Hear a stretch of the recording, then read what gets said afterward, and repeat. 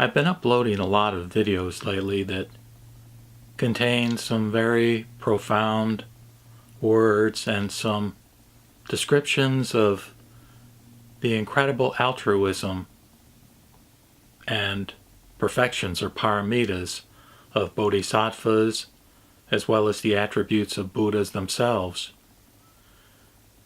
But just so that we don't get lost in the weeds, I think it's important again to come back to the notion of expedient means and the fact that the reason the Buddha appears in the world is to provide comfort and salvation for human beings. So what is the protocol? What is the mantra? What is the basis for belief or faith that, in my own opinion or in my own life, I feel like that we should adhere to as a human being? And again, I will say it in Buddhist terms, but it can be framed, within other religious traditions for sure. And to remind us of this and to go back to the basics, so to speak, in terms of, who we are as humans, which is basically, passion-ridden creatures that don't, in my opinion, not many of us at least, or not myself at least, have the ability to attain the kinds of lofty attributes that are described within the Bodhisattvas and Buddhas in the Mahayana Sutras. That what did we go back to? We go back to the teachings of Shinran Shonen, and in his book the Tannisho, and right now I'm particularly focused here on the Tannisho, a primer put out by Ryukoku University. Dennis Hirota was the translator. And in the first chapter of this amazing book, written by Yenbo, who was a disciple of Shinran, we have the phrase, quote, "Saved by the inconceivable working of Amida's vow, I shall realize birth into the Pure Land." That, for a Buddhist, at least within the Pure Land tradition, is the essence of the faith that gives us assurance that in spite of our inadequacies, in spite of my inadequacies, by having faith in Amida Buddha, the Buddha of infinite light or wisdom and the Buddha of infinite life or compassion, that I have this assurance that I no longer need to fret about my imperfections or worry about my destiny on into the future. It gives me the freedom, it liberates me to be able to, basically focus on the here and now and do the best I can to muddle through this life in the circumstances that present themselves to me. Shinran says, according to Yenbo, the moment you entrust yourself thus to this statement that, quote, "Saved by the inconceivable working of Amida's vow, I shall realize birth into the Pure Land," that the moment you entrust yourself thus, so that the mind set upon saying the name, capital N, the name, arises within you, you are brought to share in the benefit of being grasped by Amida, never to be abandoned.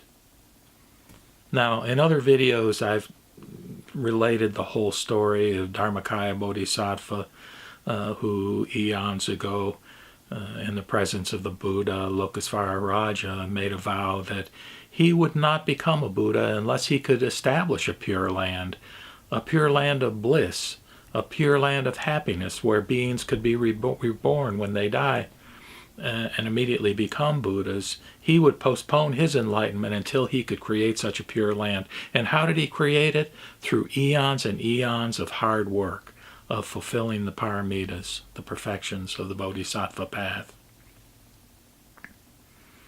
So that was his vow, and of course he became Amida. And so that was Amida's vow, the 18th vow within the larger sutra, the larger Sukhavati or Pure Land Sutra. And what Shinran asserts here is that as soon as that entrustment occurs, and entrustment is a good word as opposed to faith perhaps, it's an entrusting in, we say it's an entrusting in Amida's vow, we can say it's an entrusting in the universe.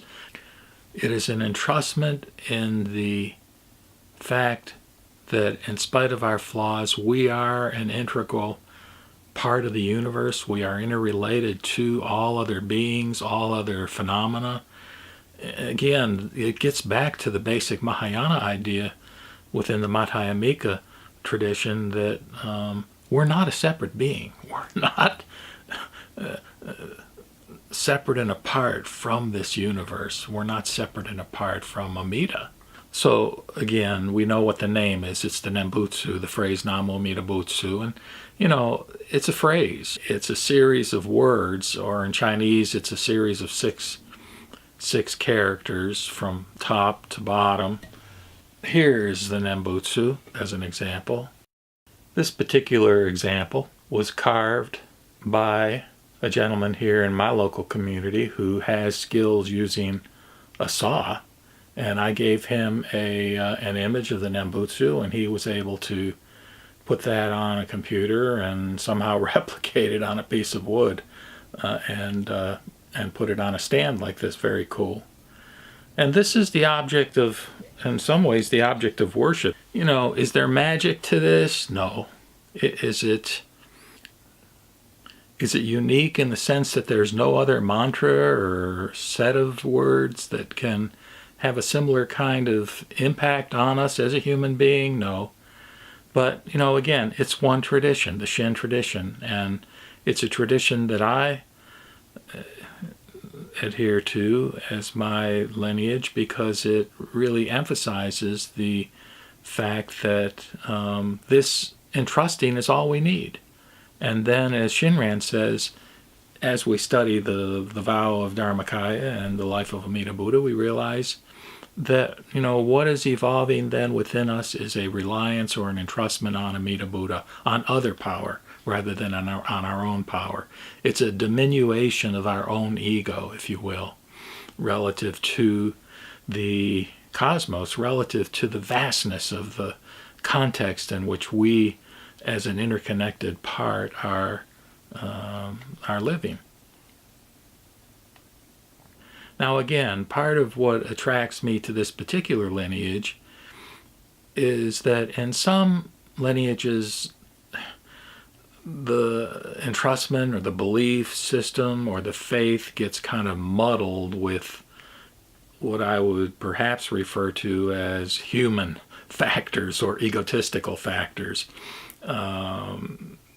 man-made factors, since many of the traditions were created by men, and have as an agenda something other than this basic objective of the Buddha of liberating people from their illusory perceptions of reality.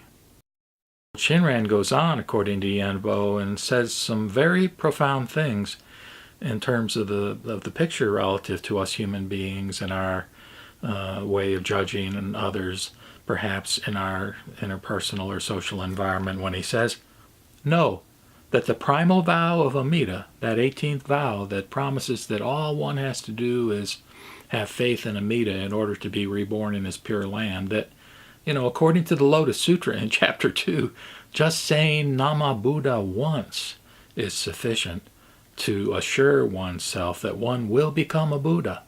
And Buddhahood is the ultimate goal, I would say, for all Buddhists." So he says, "Know that the primal vow of Amida makes no distinction between people young and old." Well, that's good, because I'm old. Makes no distinction between people good and evil. Now that's a heavy. And if we look in our hearts, most of us have some skeletons in the closet, some things that we've done in our past that we're not proud of. There are degrees, of course, of sinfulness or evilness or whatever, but it's irrelevant to the efficacy of the primal vow of Amida Buddha. That's not a factor. Whereas again, within a lot of, I'll say, religious traditions as opposed to spiritual traditions, if you want to make that kind of distinction, that humans can overlay a lot of emphasis on the necessity to be good in order to gain salvation. And of course, in the Vimalakirti Sutra, I think the lay Bodhisattva Vimalakirti outright says that the bodhisattvas should not necessarily exercise good if it involves some kind of ego gratification or sense of separateness from the rest of humanity.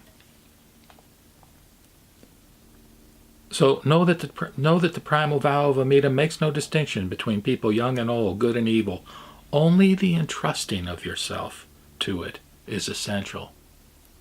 And that's something anybody can do. Although, as I've said in other videos, Shinran, in his very sophisticated analysis and description of the nature of Shinjin, or faith, or entrusting, makes the point that it's not really us that's doing it anyway. It's Amida that is calling to us.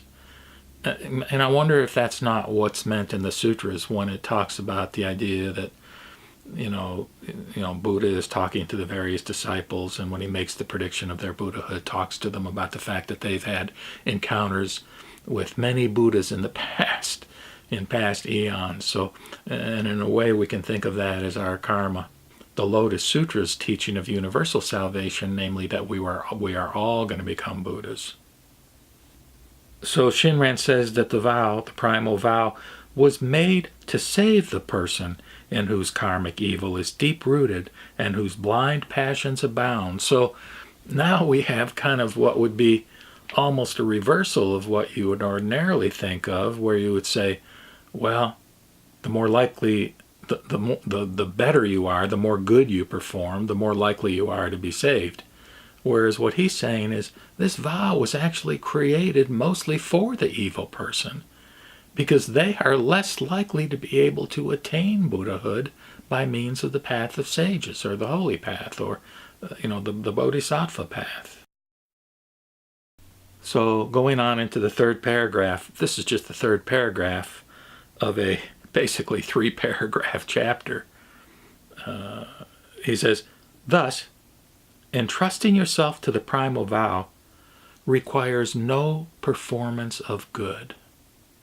And we've talked about practice in other videos, and this is an important point that we should practice good, but that's not a prerequisite to being endowed with this entrusting mind by Amida Buddha. What this brings to mind beyond the Shin tradition is the tradition of Zen Buddhism, where again, as the person is sitting Zazen, I think that the master is emphasizing the idea that it's not to get anything, it's not to gain anything, it's not for personal improvement. Or, again, in the Heart Sutra, the Prajnaparamita Sutras are laced with this notion of gainlessness. Okay? So, it requires no performance of good, for, why? No act can hold greater virtue than saying the name. So a lot of emphasis is placed on the Nembutsu, the name Namu Amida Butsu. The name is really almost considered to be, and this is just the way we think about it because we have to use thoughts, we have to use concepts, it's almost used as a way to think about it as the Dharmakaya, the law body or the truth body of the Buddha, which is beyond all words. And yet we have, it's a provisional expression of the Dharmakaya. It's not, again, this carving is not the Dharmakaya, but it's a provisional expression of the Dharmakaya. It's the best we can do. It's the best we can do in the context of our thinking mind and our limited abilities to grasp the bigger picture and all of its implications in the way that's described in some of the profound Mahayana sutras. So no act can hold greater virtue than saying the name, nor is there any need to despair of the evil you commit, for no act is so evil that it obstructs the working of Amida's primal vow. So once entrustment occurs, going back to the end of the first paragraph, you are brought to share in the benefits of being grasped by Amida, never to be abandoned. Now, Shinran makes a point in a later chapter, and maybe I'll get to that if I choose to, do more of these sort of commentaries on chapters of the Tannisho, that it doesn't mean you go out deliberately and commit evil. In other words, he says, just because there's an antidote doesn't mean you take a poison. You still do the best you can and try to perform good acts, but those acts are not necessary in order to attain something within the Buddhist path. He goes on in another chapter, which again I may or may not get to that, where he talks about karma in terms of the fact that, how much free will do we really have? How much capability do we have to choose what our acts are? That's can be a pretty disturbing notion, to think that maybe we don't have as much free will as what we think we do. But, I'm not wanting to get into that really here. The point here is that as long as we're in this body, in this life, we're going to have passions, we're going to have impulses, we're going to have the poisons of anger, greed, and ignorance. The latter, ignorance, being a lack of awareness of our interconnectedness with all beings.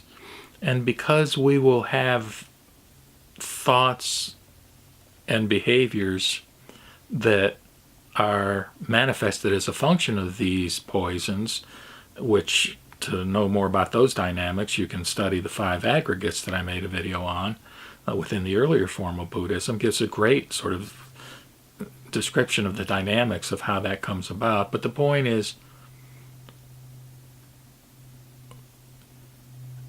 being grasped and never abandoned by Amida doesn't require that we are able to resist all the negative impulses that we might have as human beings, which again is not sanctioned to simply be uninhibited in expressing those, but it says that to the extent that it's inevitable that some of these impulses are expressed, it is not a game changer in terms of the sentence that we started with at the beginning. Saved by the inconceivable working of Amida's vow, I shall realize birth in the Pure Land. Namu Amida Butsu. Namu Amida Butsu. Namu Amida Butsu.